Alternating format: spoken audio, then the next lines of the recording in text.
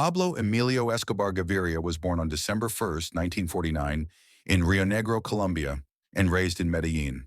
He grew up in a poor household surrounded by inequality, crime, and limited opportunities.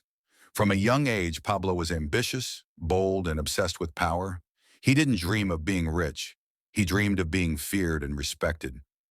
As a teenager, Escobar began his criminal life with small crimes, stealing tombstones, selling fake diplomas, and smuggling cigarettes. These activities gave him a taste of money and control. By the 1970s, cocaine was becoming extremely popular in the United States, and Pablo quickly realized that this white powder was worth more than gold. Escobar entered the cocaine trade and soon became one of the most important figures in the Medellin cartel. He controlled production, transportation, and distribution. His methods were simple but brutal. Plata o plomo, silver or lead. Take the bribe or take the bullet. Police officers, judges, politicians, and journalists were forced to choose between corruption and death. By the early 1980s, Pablo Escobar was one of the richest men in the world. At his peak, he was earning an estimated $420 million per week.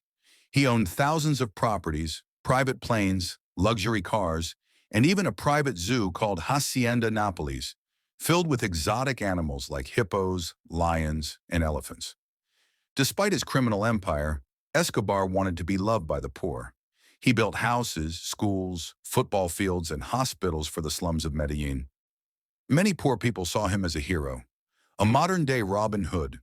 Children called him Don Pablo, and some families protected him when the police came searching.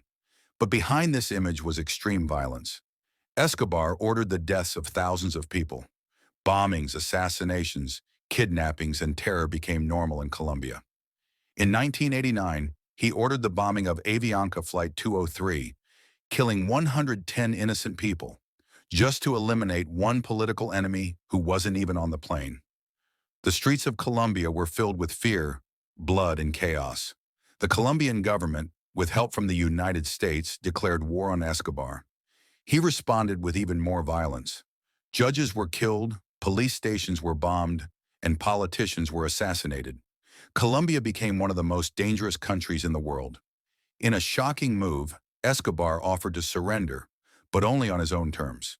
In 1991, he was imprisoned in a luxury prison he built himself, called La Catedral. It had a football field, a bar, a jacuzzi, and full freedom. He continued running his drug empire from inside.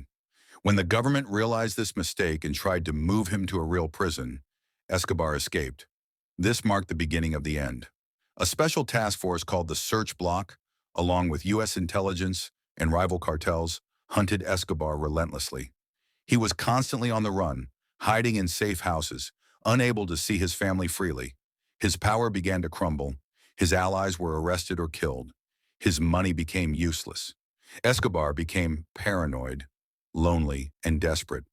On December 2nd, 1993, one day after his 44th birthday, Colombian police tracked him to a small house in Medellin using a phone call he made to his son.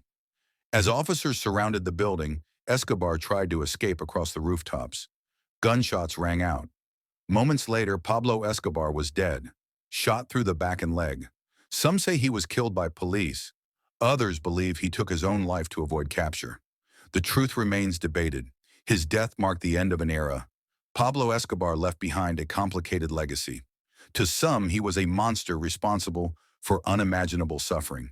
To others, especially the poor, he was a man who gave when the government did not. But history remembers him as one of the most violent and powerful criminals ever to live.